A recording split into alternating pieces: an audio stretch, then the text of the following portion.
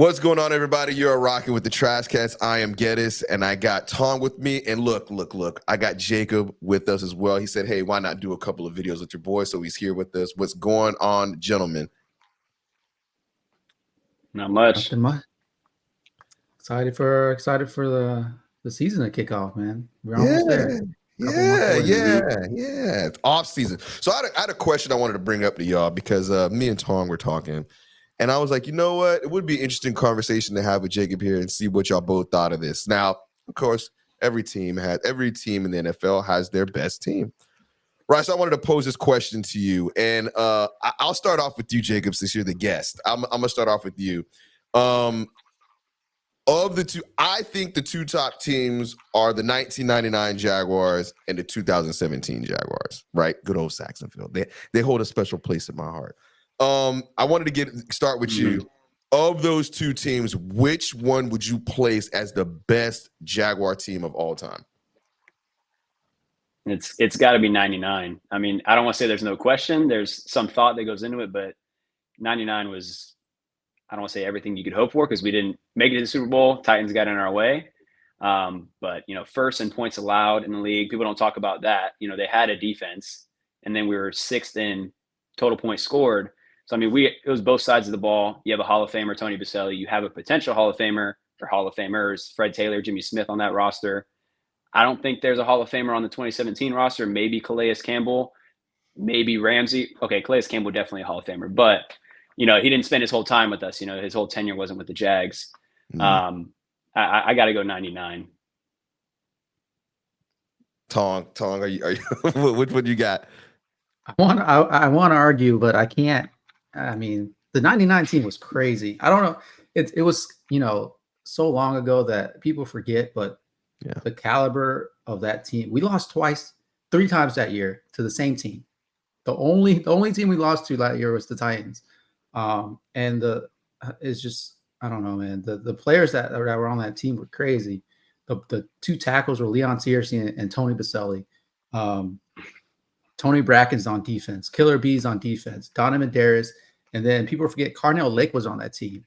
Towards the end of his career, but he was the other safety on that team.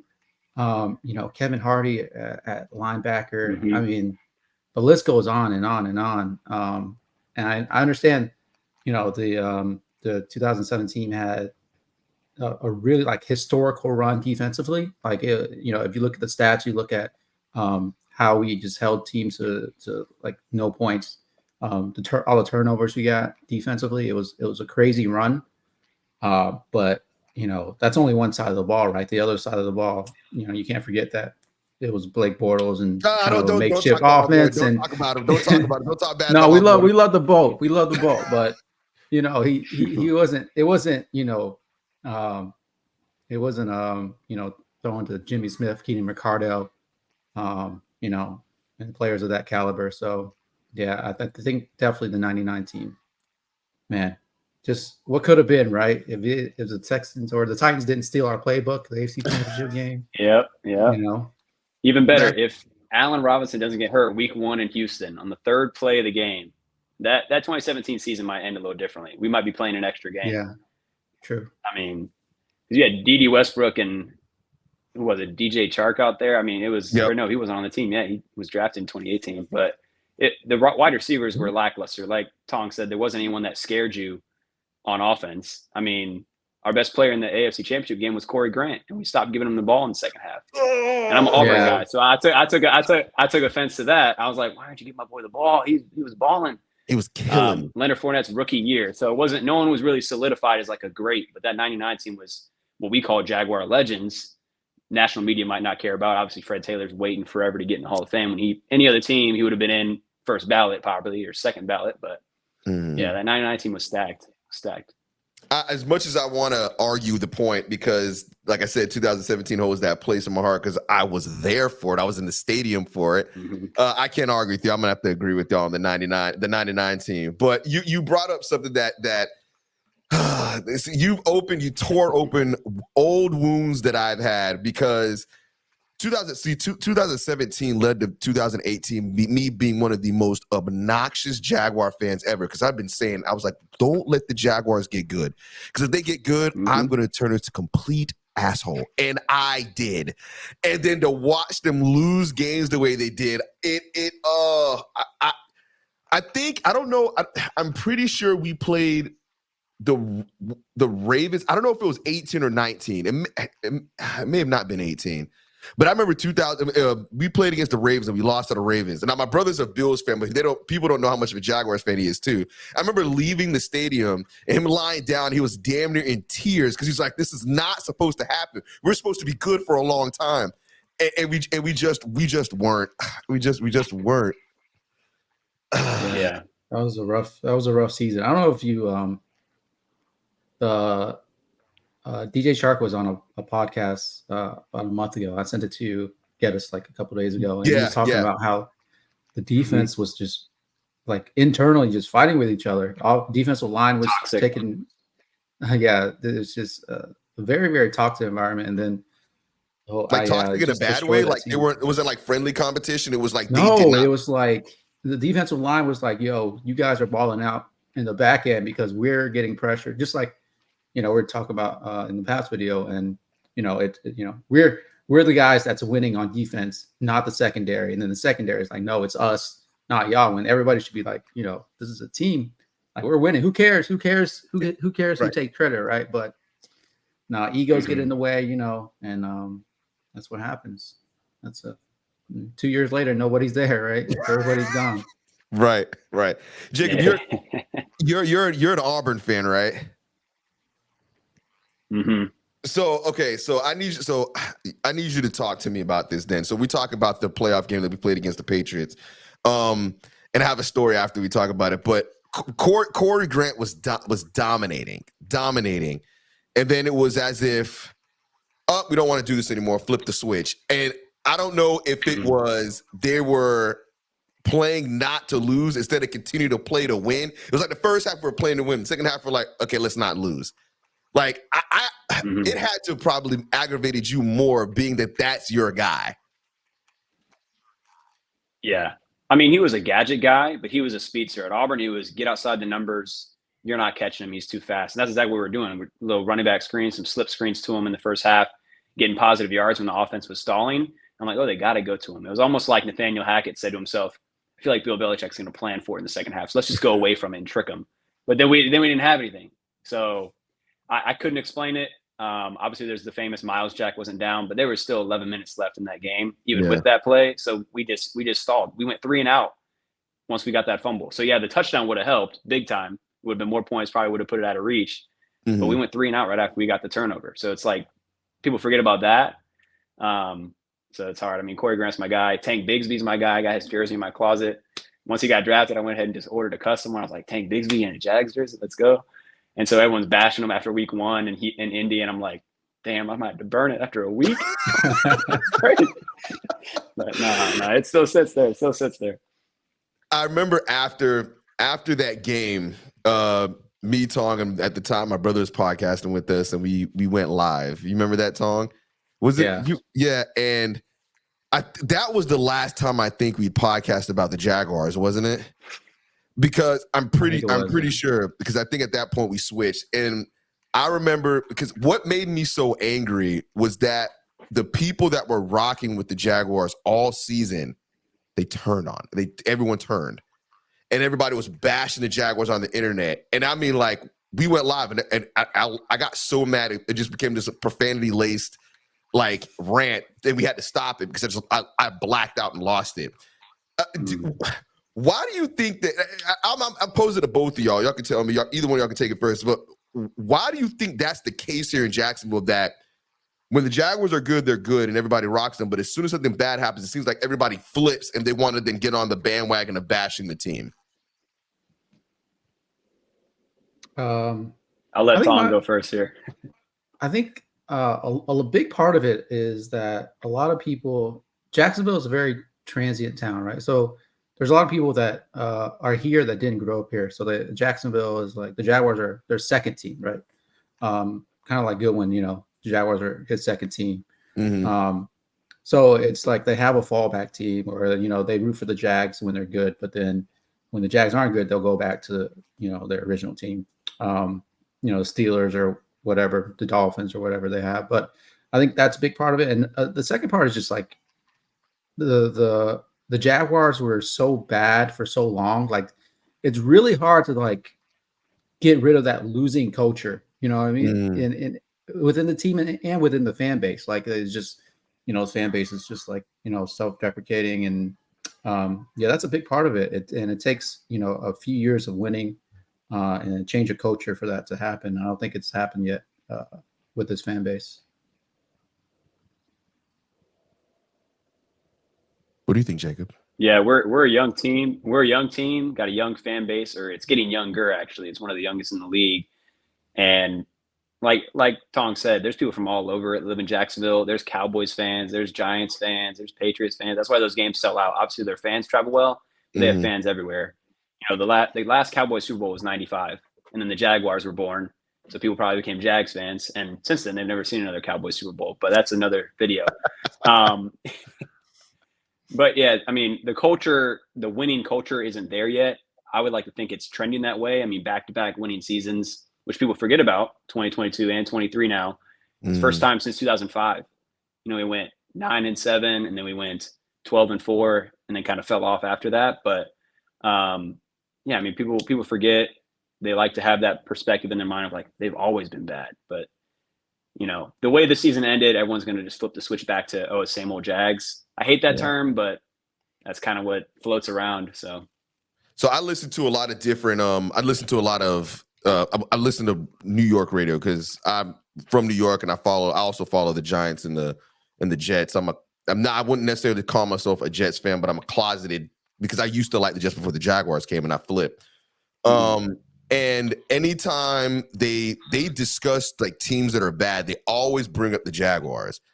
And it's very annoying hearing it, because being in Jacksonville and hearing other media, other cities, team media refer to us or the AFC South as a whole as being bad, it's aggravating. And then when I hear people in the city that are saying the same thing, I'm like, look, and I remember dropping a video about this last year. I'm like, look, if you're not a fan of the team, that's cool, but you live here.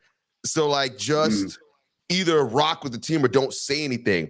But to like actively wish for the downfall of the team. I have a friend that does this. He actively wishes the downfall of the Jaguars. All he does is bash the team.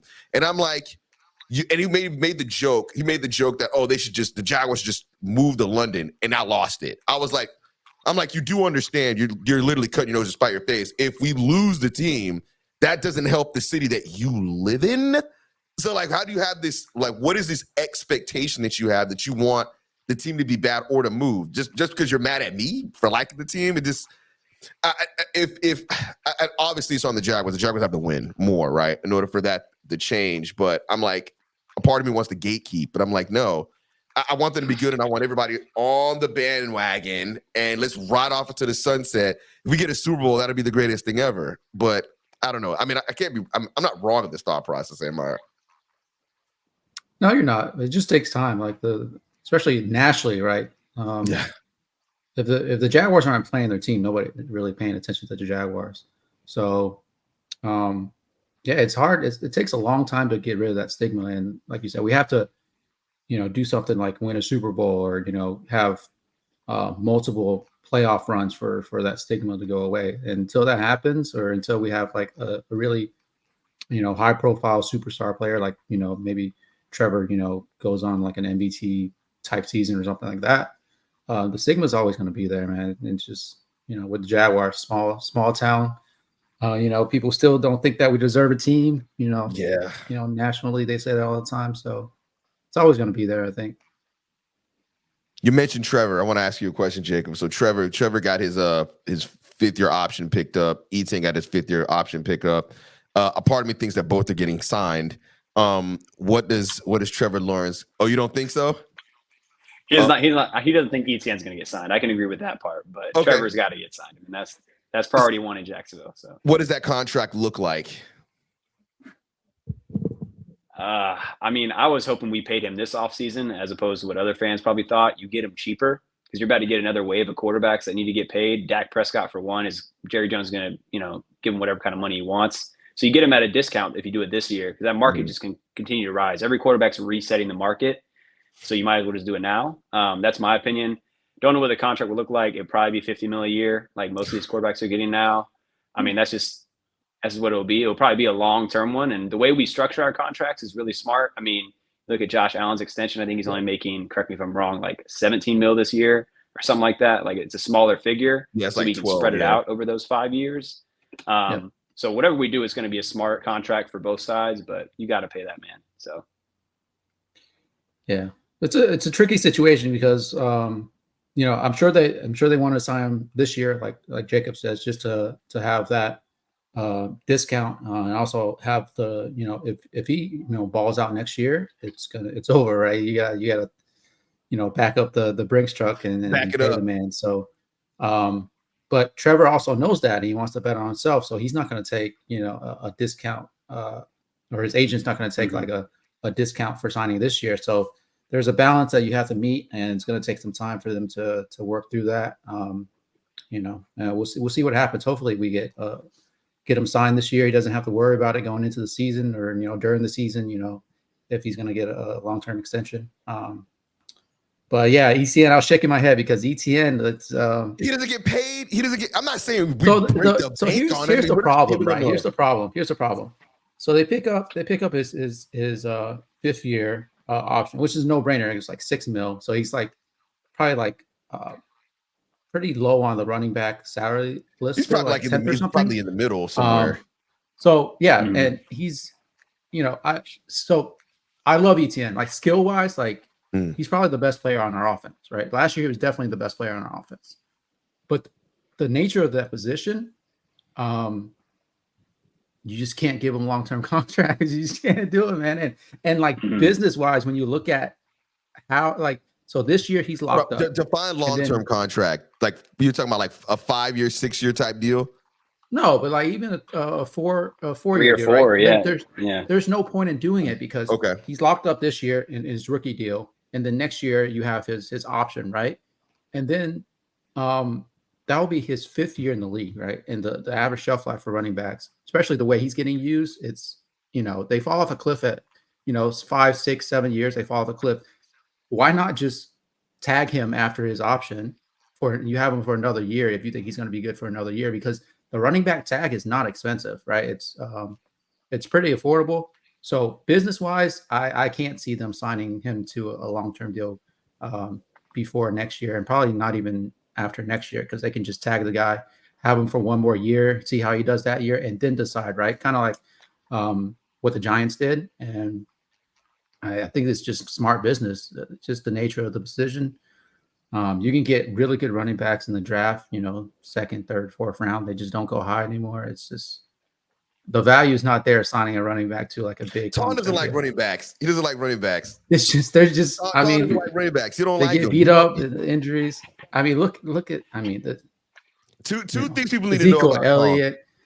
The list goes on and on. Tom doesn't like running backs. Tom doesn't like running backs, and Tom loves black quarterbacks. Those are the two things about Tom. If it's a black quarterback, he's on it, and if it's a running back, he don't want to pick it. What do you think about ETN, Jacob? You wouldn't pay him either?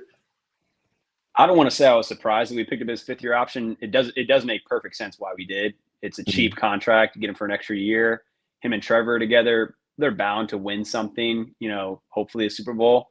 But my boy Tank Bigsby's going to turn the corner. So I'm glad it's on recording, but Tank Bigsby is turning the corner, and y'all are going to eat your words. That's my boy. Look, in Tennessee, final week of the season, win and get in the playoffs, 3rd and goal from the 1, and we don't give him the ball. He was lined up on both plays, play action to the short side of the field, going to Luke Farrell. Very next play, Trevor takes it himself, erases the run play for Tank, and doesn't get the QB sneak. You give him the ball in one of those, I'm telling you, he's in the end zone, possibly tie game after 2-point conversion. And this is a whole different video. This is how did the Jaguars win the Super Bowl? You never know. So, I mean, it starts with Tank, man. It starts with Tank. Hey, I'm with it. It's now when it comes to running backs, I understand it because I look at I look at what the Eagles did with Saquon Barkley, and I thought I haven't looked at the contract or how it breaks down because the contract never is what the final numbers are, never what it seems. But what it looks like, that's going to be a contract they're going to regret. But in my opinion, because I mean, like I said, I follow them, so I understand it. But I don't think that. Do I think that a running back should get paid like that? No, but like. I just don't like the idea of having somebody that is like, I feel like you're like using them and throwing them away. That's and maybe that's just me, my feelings, but I'm like, he's doing good still. I'd give him 2 years. Like, do you think he would take that? Like 2 years, what? 18 million, 20 million? No. I mean, I think that's fair. Keep him, lock him in, and ride out. I mean, if I was ATN, right, especially he has a year this year like he did last year, he's gonna want to be the highest paid running back in the league because production wise deserves it, right? He's productivity, he's there, Pro Bowl caliber. So, but it's just. So you're telling me there's certain teams that can pay our running back like the Eagles, right? They have the team already built, so they can pay Saquon whatever he wants to get that one player to bring him over the hump, right? But with the Jaguars, there's, we're not there yet. Like we're still in this rebuilding phase where you got to spend money in other places as well, right? So, but Todd, you told me the cap doesn't exist. It doesn't, but like it doesn't. If you're a Super Bowl caliber team and you have that one player that you think that can bring you over the hump, you can make things happen, restructure deals and stuff like that to get them in. But when you're trying to build a thing and you're trying to build a team that it's gonna make a run for 2, 3, 4, 5 years, you have to think of like where to spend your money and where to save money, right? And the running back position is just not one of those positions where you want to spend big money on, especially you have other needs, a lot of other needs on different positions, different sides of the ball. Fair enough. Jacob, I wanted to run this by you before we get out of here. So I know you were talking about the Jaguars potentially getting a corner in the first round because that was that big need. So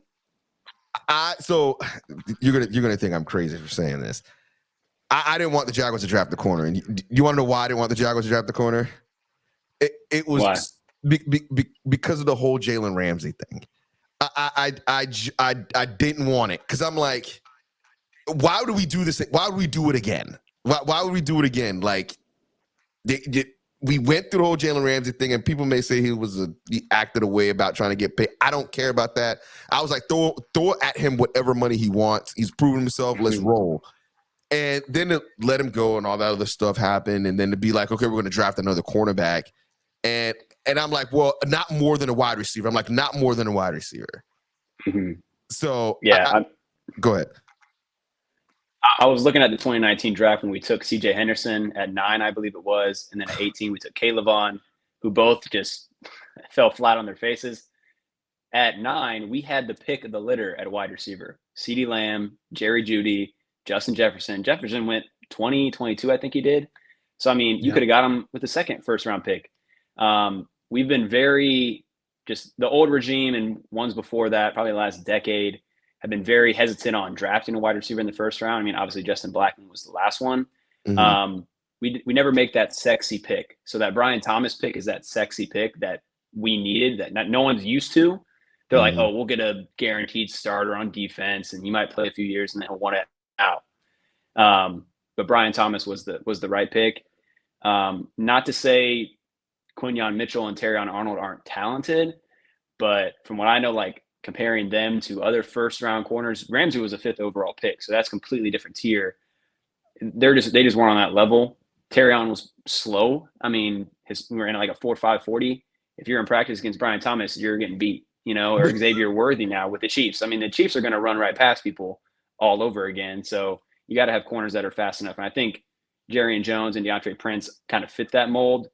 Obviously some projects along the way, to try and build them up. But yeah, I mean, I was all for Terrion Arnold. I could have been sold on him, but that was like the conventional Jaguars pick. I'm Right. glad we kind of switched it, changed the mold up a little bit in the first round. All right. So before we get out of here, I got one more thing. You mentioned I got to talk about the Bills trading their picks to the Chiefs. I'm looking at this and I'm like, granted, if the Bills drafted Xavier Worthy, I don't think he would have done well there, right? Wouldn't have done well there at all.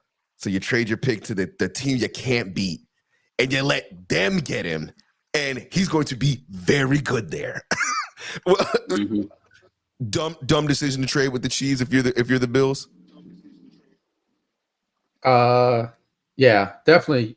I don't know, man. If I was the Bills GM, I'm not even taking that call, to be honest. I'm not even taking that call because I'd burn the pick. I'd burn the pick. I'm not kidding. Y'all burn it. I'm like, I'll pick the random dude off the board. Right. The fastest guy, I don't get it. I don't get it. And then, all goes on. And then they traded back again after to the second round and lost their 5th-year option just to trade back one spot and get like a 6th-round pick.